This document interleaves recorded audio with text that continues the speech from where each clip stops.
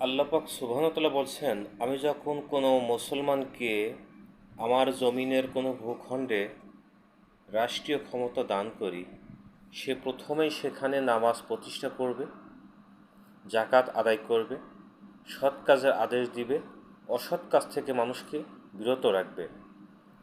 বাংলাদেশ ৫৪ বছর স্বাধীন হয়েছে, কোনো সরকার এখন পর্যন্ত নামাজ প্রতিষ্ঠার কথা বলে নাই, জাকাত আদায়ের কথা বলে নাই, সৎ কাজের আদেশের কথা অনেক কিছুই বলে, এগুলো তাদের ছিল আইওয়াস।